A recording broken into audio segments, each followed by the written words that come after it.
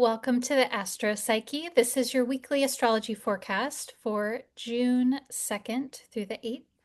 And this week we have a strong theme around the trickster archetype. The trickster being that creature that is playful, a little tricky, and very mercurial in nature. Very much about asking us to embrace a flexible, open, and ever-changing mindset. And this is because we have a lot of Mercury themes this week. Mercury is making many different aspects, in particular, a conjunction to Jupiter. So lots of themes here around being open to new ideas, big ideas, lots of ideas, new information coming in, all of these kinds of things. My name is Shauna McGrath. I'm a depth psychotherapist and an astrologer. And I'm so pleased to share the astrology of this week with you from a depth psychological perspective. So, first thing that's happening this week is the first quarter moon in the sign of Virgo. This is happening Monday, June 2nd at 8:41 p.m. Pacific time.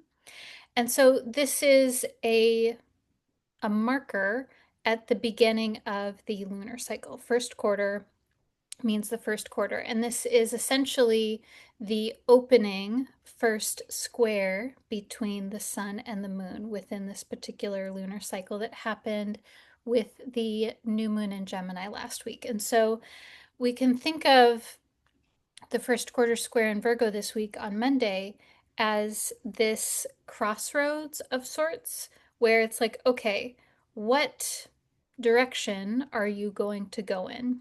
And there can sometimes feel emotionally like a bit of tension, or like you need to choose, or maybe there is a literal decision that you need to make, or maybe it's more about discerning and focusing your energy.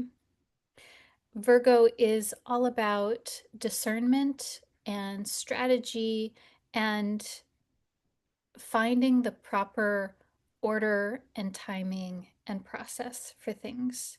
Virgo also has this strong theme around ritual and operations and making something that is mundane or seems to be as if it's just step 1, 2, 3, 4, that can be, with our attention and our discernment, that can be sensitized, spiritualized, that can be ritualized in some way. And so a way to think about this week is, how can you become more flexible in shifting your focus and noticing what it is that is really important to you right now and what is really needing your attention right now. And again, this is happening on Monday, earlier in the week.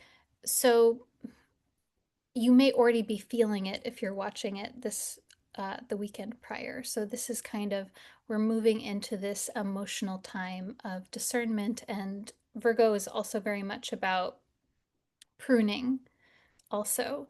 And so in this context, the pruning is allowing more things to grow because we are in the growth, extroverted, expanding phase of the lunar cycle. So what is it that needs to be pruned or set aside, maybe? Maybe it's just not right now, in order for you to move forward.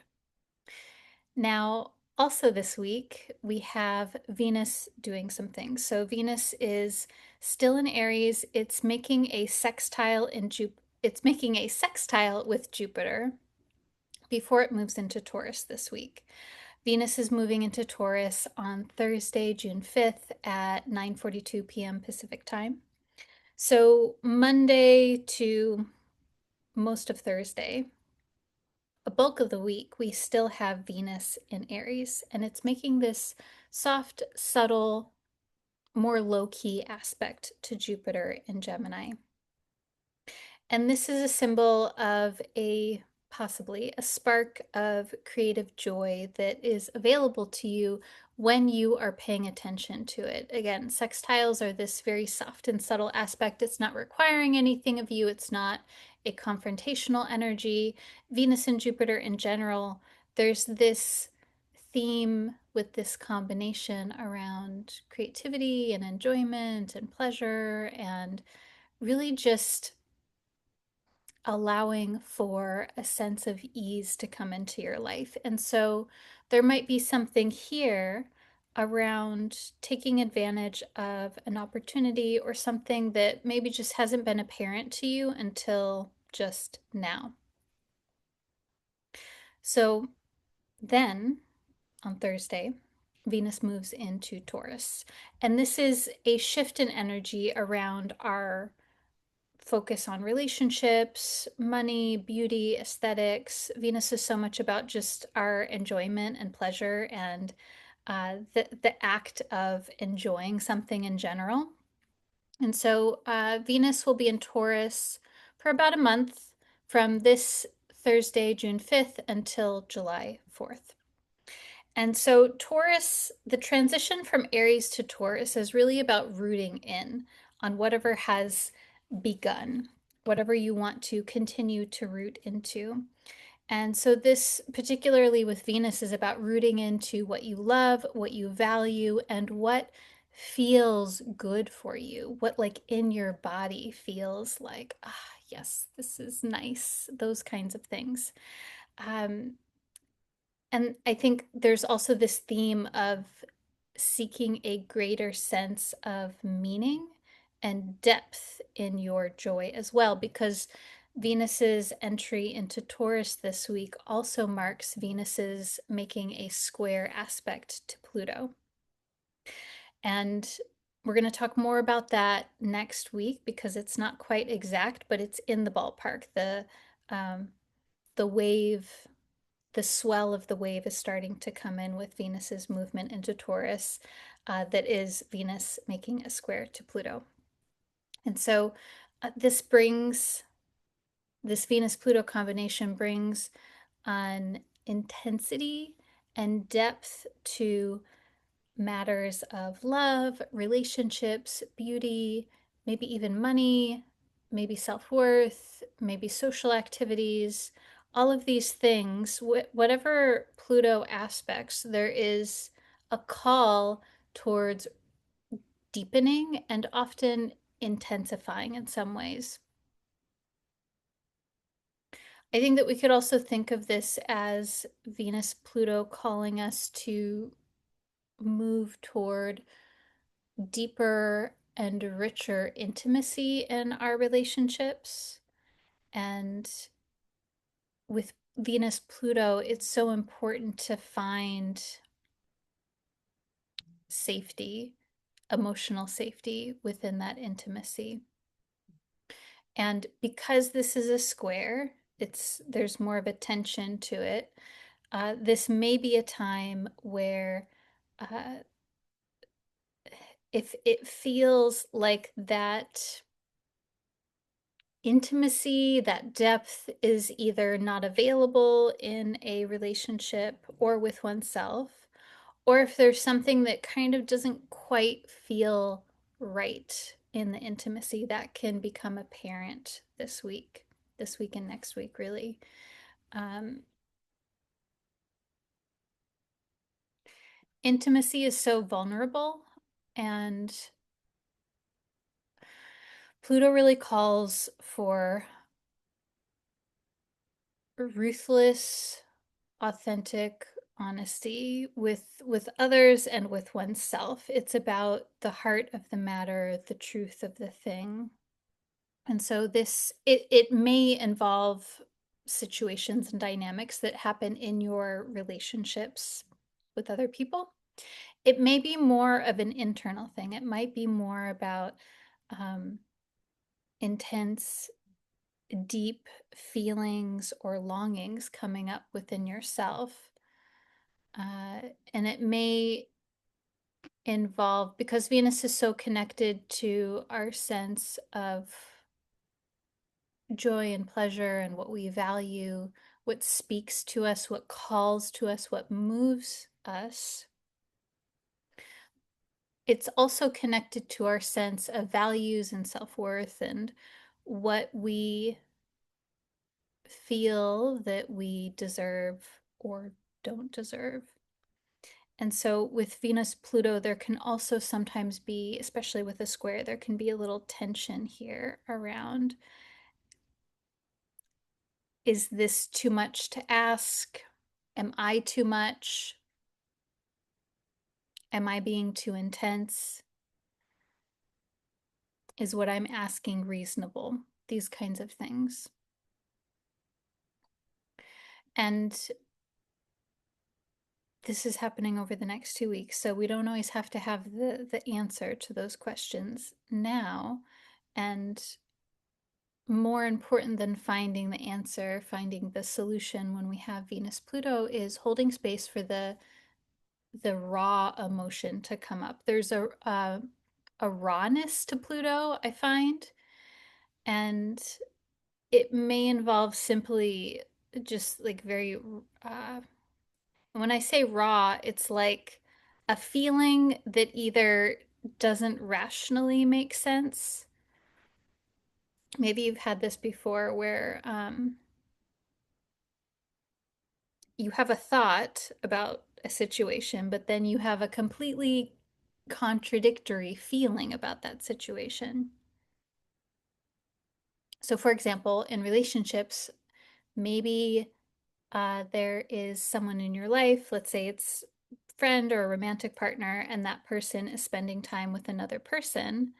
And intellectually, you know that you and your partner are deeply bonded, there's trust there, and that person that your partner or partners is spending time with is fine. There's nothing there. But there's this raw, um, irrational jealousy that is arising in you.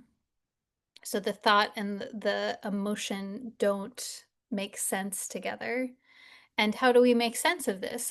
And I think that first and foremost, so important whenever we have Pluto, but like frankly, anytime, of course, but especially when we have Pluto, so important to create space for that feeling to arise and to not try to demonize it or make it not exist. Because when we try to do that, we say, oh, I don't want to feel this, or I don't feel this. This is a bad feeling. I need to transcend this feeling. Then the feeling, it doesn't get digested emotionally. It sort of gets almost like locked in amber in a way, or it gets smooshed and distorted, and then it kind of gets like locked in with Venus, we could say it gets locked into the heart. And then it's kind of like this things get funky. It's like something in the fridge that has expired and needs to be dealt with, but it just is doing something funky in the fridge while it's in there until we deal with it. And so the way to prevent this like weird, distorted, funky thing from happening is to, in a Plutonian way, be very honest with ourselves about what it is that we're actually feeling and to get curious about that and to allow the feeling to exist, to wonder, oh, like what is going on there? There's jealousy. I wonder what that is about. When does this feeling tend to come up? Why may this feeling be coming up now at this particular time? These kinds of things. And of course, this is why therapy is so helpful, because therapy is literally this space to give some airtime to the feelings that often are uncomfortable to give space to. And those feelings, the feelings that we feel shame or judgment or guilt around, those are precisely the feelings that really need some airtime, some tending, loving, non judgmental care. And again, as I'm talking about this, I'm imagining this for you as a self reflection process.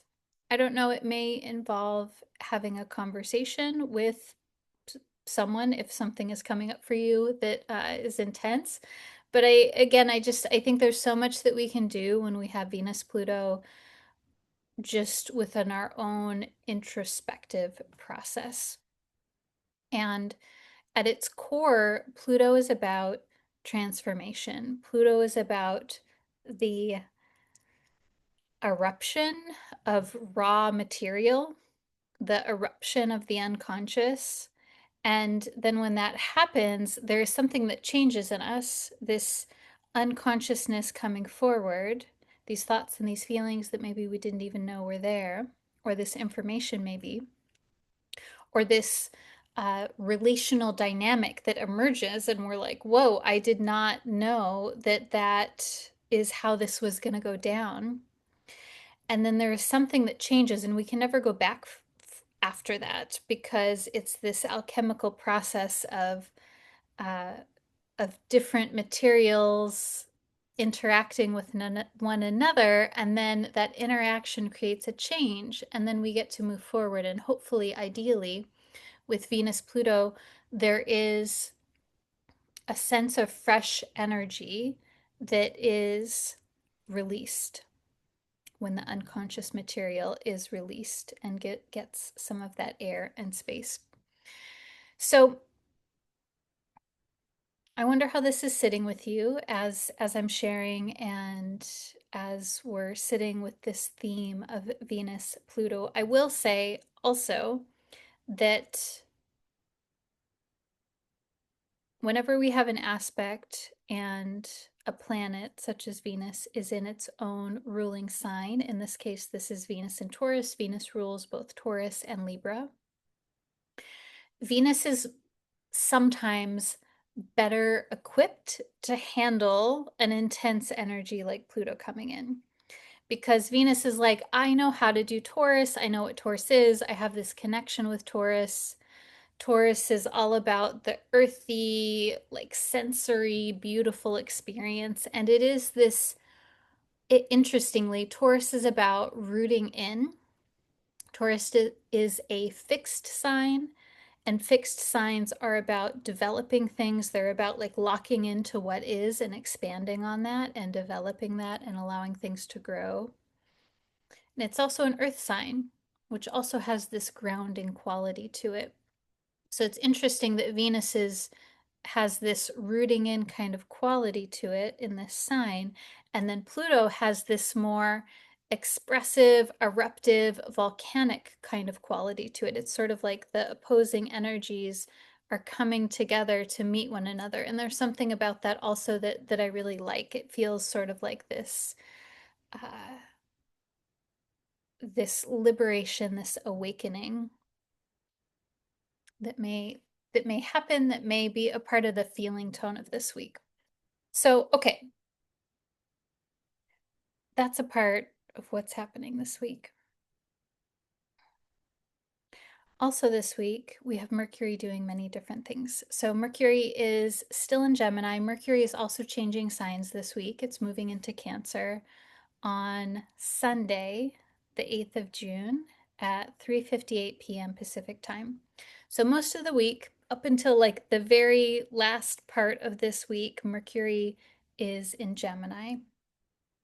And while Mercury is in Gemini, it is going to make a sextile. So, this gentle, soft, kind of chill aspect. It's making this sextile to Mars in Leo and to Chiron in Aries. And so, with this, there's sort of this trickstery kind of energy here because Mercury itself is the trickster archetype. And there's some energy here, some momentum, some enthusiasm with Mars and Leo. And then there's some healing, helpful support with Chiron. And so I think this may look like being called to seek out new information, or maybe there is some help that comes to you, particularly around a situation that has been challenging over a long period of time. I think that your enthusiasm here feels like sort of a catalyst for being exposed to something that is uh, that's helpful or healing in some way. And again, this is a background kind of aspect, but I really like this aspect for you in following your curiosity and then finding something where it's like, oh, I did not even know that this is what I was looking for and that this is something that's helpful to me. Now, also this week, Mercury in Gemini is making a conjunction to Jupiter in Gemini. And so I really like this aspect for us, especially because Venus-Pluto, Venus and Taurus is sort of this more serious tone. There's kind of like a density to Venus-Pluto, whereas Mercury and Jupiter in Gemini, this is about expanding your mind, expanding your awareness, having lots of ideas, having big ideas, having far-reaching ideas. It is this light, buoyant sort of feeling tone to it. And on top of this, we could think of this as sort of like a new moon period between Mercury and Jupiter. And so we could also think of this as because Mercury moves faster than Jupiter.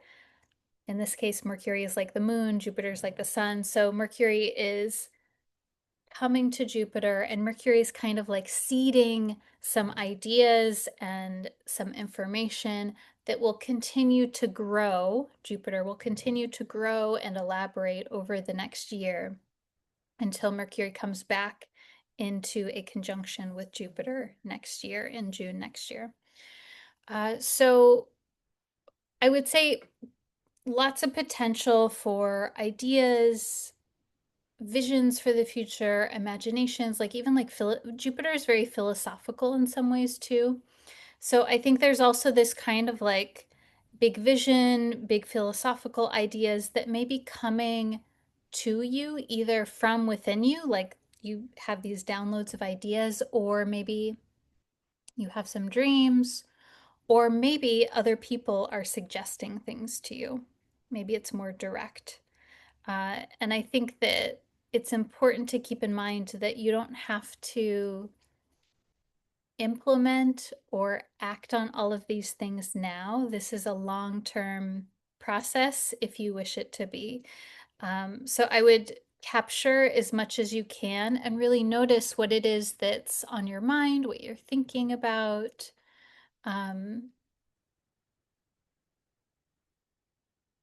I think that when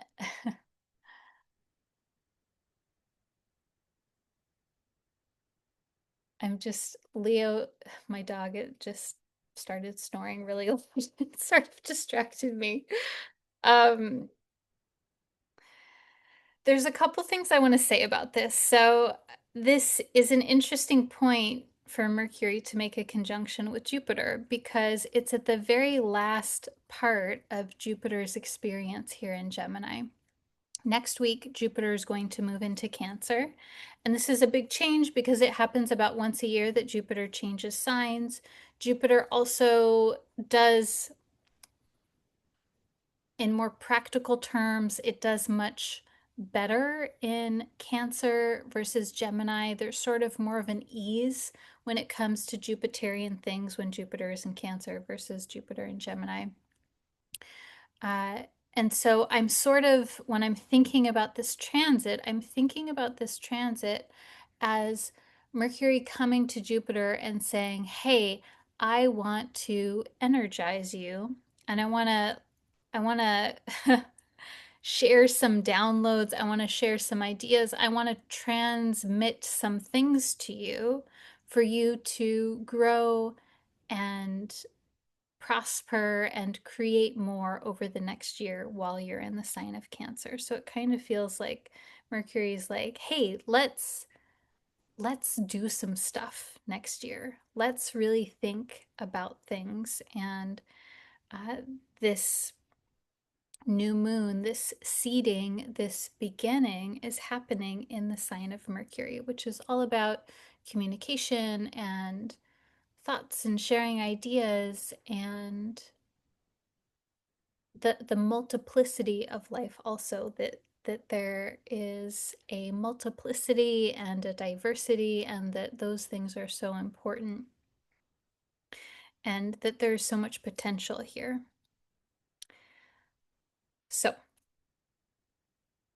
I would allow your mind to flow, allow yourself to notice what you're dreaming about, and you may even want to be thinking about the next year, from June to June, what ideas you have for your life, and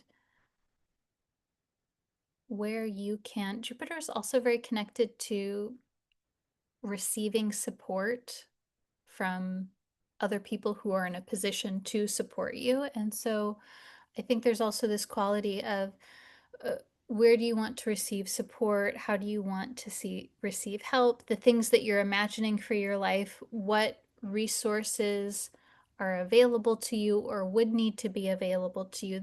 I think there's this really imaginative quality to Mercury and Jupiter in Gemini. The trick is like sort of creating this funnel for all of the ideas to filter into, um, so that all of these things that are sort of more fleeting in Gemini can be grounded and can enter the time stream when Jupiter moves into Cancer. Now, I said Mercury moves into Cancer this week, right? So it's like Mercury comes to Jupiter and then it goes into Cancer. And then next week, of course, Jupiter will follow Mercury in that way. So Mercury will be in Cancer for about 3 weeks, from June the 8th to June 27th. And so because Cancer is this cardinal signs being about initiating, this is initiating new perspectives, new ways of thinking. Uh, Mercury is our mindset, our communication process, and shifting from Gemini into Cancer, there is sort of a more feeling and intuitive process to whatever it is that we're thinking or communicating about, whereas Gemini is more about moving from thing to thing and information and data and this like allowing all of the possibility. Cancer is about beginning things, but it is also this more slow, stable, and feeling focused quality. And so another component of this is Mercury moving into Cancer begins Mercury's making a square to Saturn. So there's also this sense of steady, determined pacing to Mercury, this steady, determined process of planning and thinking. And so I would imagine that there's a very different feeling from this week to next week with our thought process. So this week, there's a lot of Gemini, there's a lot of Jupiter. It's really about like being expansive and imagining and thinking about all the different possibilities. And then next week, when Mercury is fully in Cancer, it's moving towards Saturn, there's more of a sense of finding the practical path forward and thinking more about the long term. And so this week that we're in this week right now together here is really more about mental experimentations and imagination. It's really like, okay, what is possible? And then in the weeks following, it's more about sussing out the details and the practicality and how do I feel about that. This is more just kind of about exploring. And that feels very appropriate too, given that we had the new moon in Gemini last week. And so it's very interesting because I think that there's sort of this natural flow, this natural elaboration of the new moon in Gemini happening last week. Jupiter's still there in Gemini during that new moon. And then we have Mercury making a conjunction to Jupiter in Gemini, and then Mercury moving into Cancer. It's kind of this drawing forward the seeds of whatever has been planted with that new moon in Gemini. And the seeds particularly are like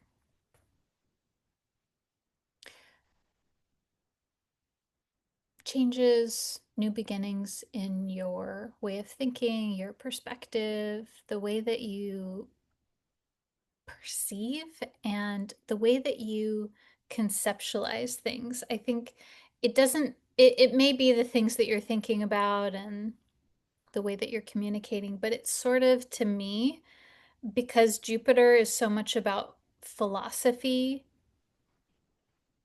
and our context, like our social context of things, is very much one of Jupiter's symbols.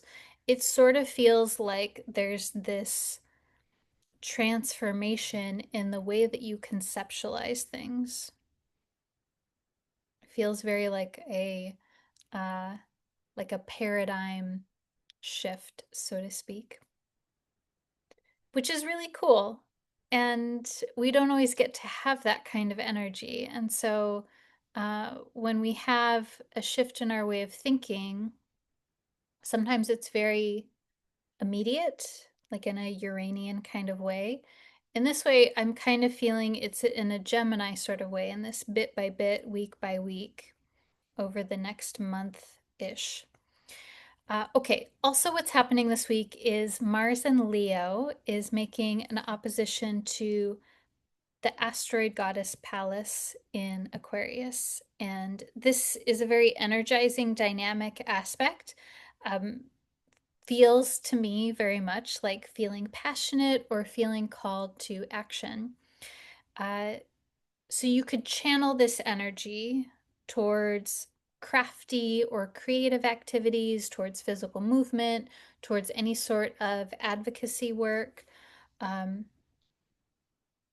this is a great time for being direct about a boundary or being strategic about a boundary, or really embracing your physicality or your anger or agitation in any way that feels good for you.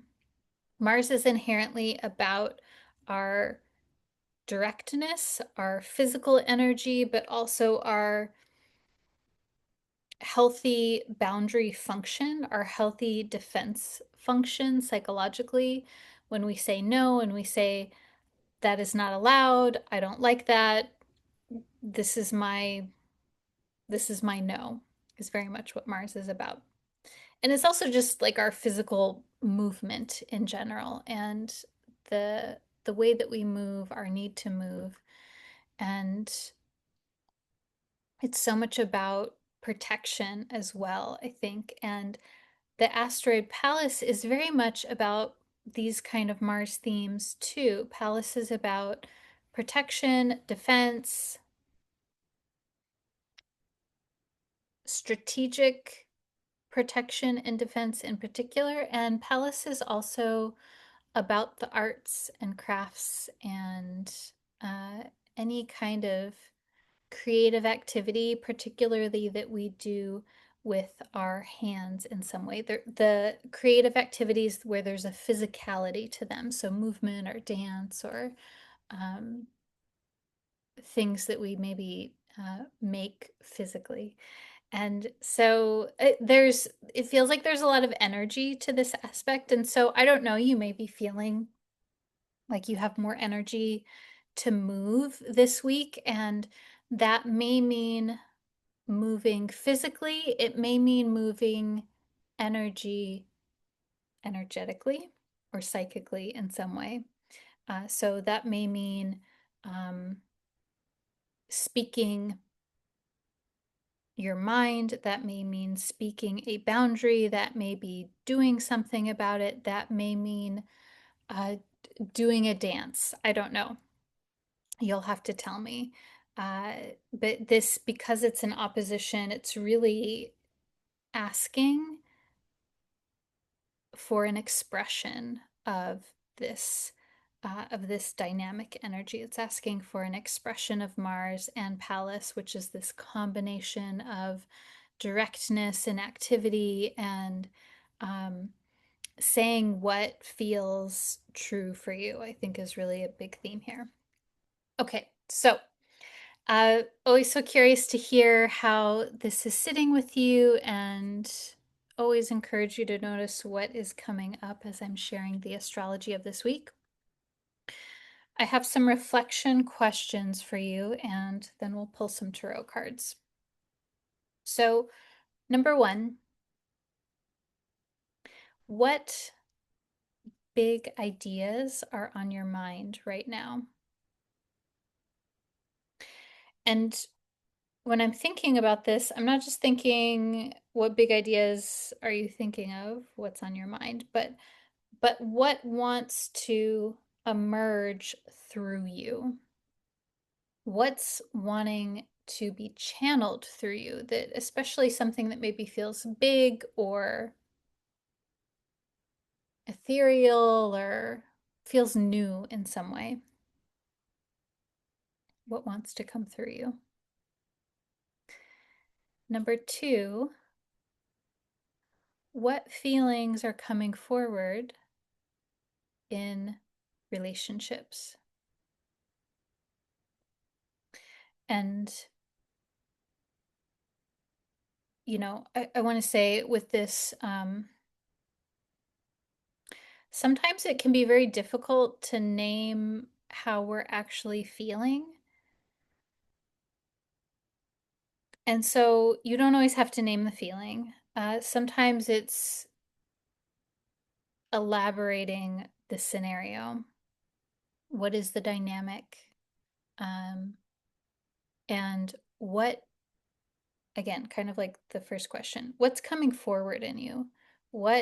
And maybe it's not a feeling, maybe it's when you're thinking about whatever it is that's coming up, there is a color or a texture or a pattern, a relational pattern, a relational dynamic that you have strong feelings about, that's activating for you in some way. So, like, what is that dynamic? If it were a part of a novel or a story, what would the story be saying? What would the summary be? What would the plot be, essentially? And yeah, like what's going on there? What's happening? And why may that be happening now? What healing is there for you? And reflection question number 3. What is important to you now? What's important to you now? And how can you advocate for it? What is important to you? And how can you advocate for it in a way that suits you? Um, there are so many different ways to do advocacy work. Sometimes it is more social, public, out in the world, and sometimes it's more quiet and behind the scenes. But what's important to you now that you really want to fight for? Okay,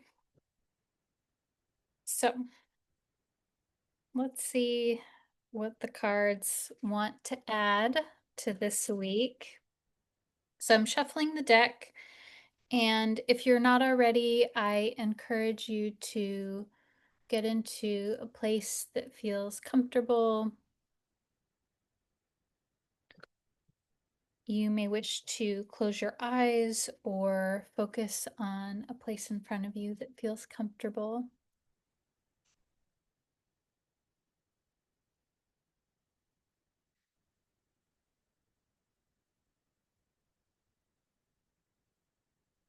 And if it feels comfortable, appropriate, you may wish to imagine yourself contained within this beautiful protective sphere of light. And this light can be any color that feels right for you right now. This light fills your body, it fills the room, the space that you're in.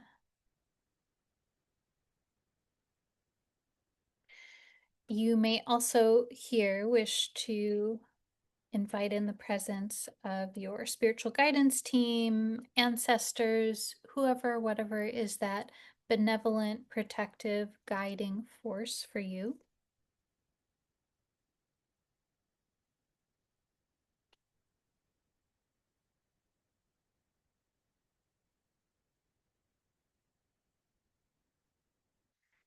Good. And then from your heart, maybe a question, a curiosity, a wondering arises.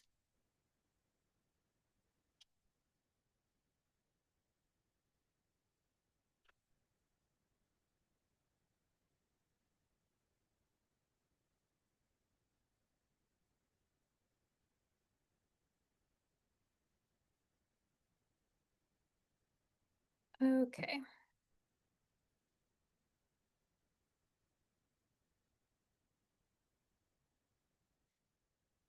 So I'm picking 3 cards, and you may wish to pick a number between 1 and 3, and that card can be special to you. Okay, so interesting combo here. First card is the Ace of Cups. And this is my favorite deck, the Tarot of Spells and Potions. And in this deck, there's a person sitting at a desk, and it looks like they've maybe done a little tarot reading for themselves, and they have this cup that's sitting in front of them, and it sort of has this like it's like a hot beverage. Maybe there's some steam, and there's this beautiful bat that's above them. So Ace of Cups is Ace is always the beginning. It is this very like new moon kind of feeling tone to it. And the cups are about emotions, relationships, intuitions, feelings. And so, and I did pull this card reversed. So, with Ace of Cups, typically there is a new beginning around relationships, a new beginning around feelings. There's something that's just starting to emerge, either at an intuitive level or a feeling level. And for me, when I pull this reversed, it typically means that there's kind of like the the feeling or the intuition, it's kind of like just right at the threshold. Like it's not quite it's not quite coming to the surface yet. And I don't know why that is for you. I don't know what that may mean.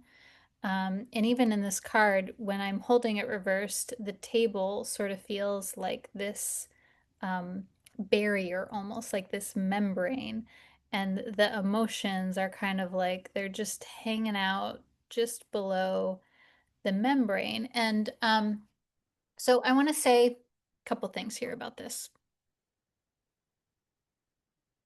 I think I think a classic interpretation of reversed Ace of Cups is like emotional block or something like this. And I don't know, maybe that is the case for you. Maybe that's what's happening here. Maybe it feels like there's an emotional block that is the topic of concern here. And as a therapist, I want to say that blocks are not bad. I'm, you know, our psyche is always trying to protect us.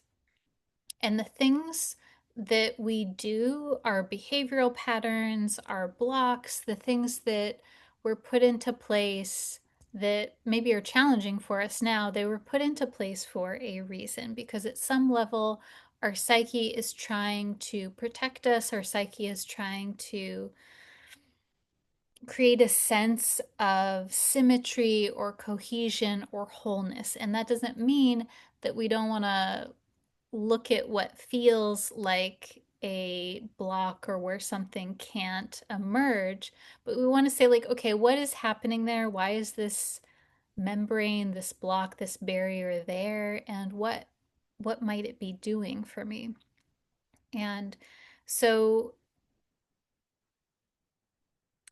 I also think as I'm looking at this, it kind of feels like maybe there are some emotions that are not entirely in your conscious awareness. Like maybe there's some feelings that are kind of like back deep, deep in the psychic unconscious world.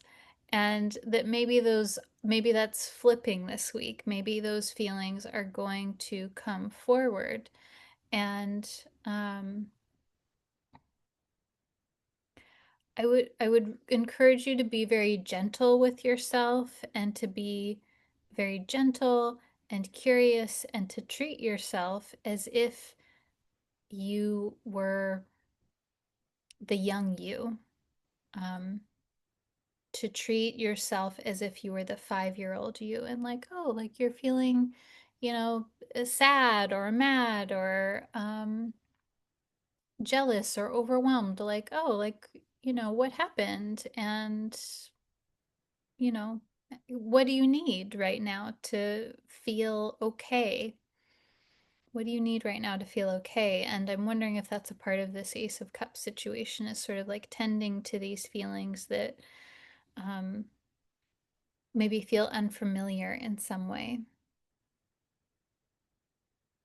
So that's what I have to say about that. We may go back to that in a moment, but that's kind of the vibe that I'm feeling. You'll have to let me know how that sits with you so far. Second card is the Two of Wands. And in this deck, there's an image of a person that looks like super stoked, super happy, and they have two broomsticks on either side of them that they're holding. And it almost kind of looks like there's a rainbow behind them. So the Two of Wands actually feels very Mercury-Jupiter to me. Two of Wands is about envisioning the future. You're like, yes, I can see it. This is my plan. It's very much about imagining and planning a journey that you are going to embark on. And I think that we can kind of like imagine that with the rainbow in the background, this rainbow being the symbol of a journey and thresholds and moving from one point to another.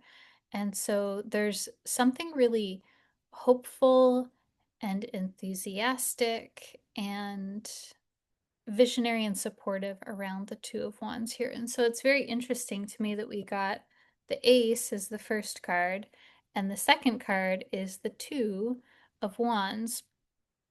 And it's a very different feeling tone to these cards that I get. It's like the Ace is like, okay, I'm feeling something new. And then the Two of Wands is like, okay, this is where I'm going to go with it. So I sort of like that progression.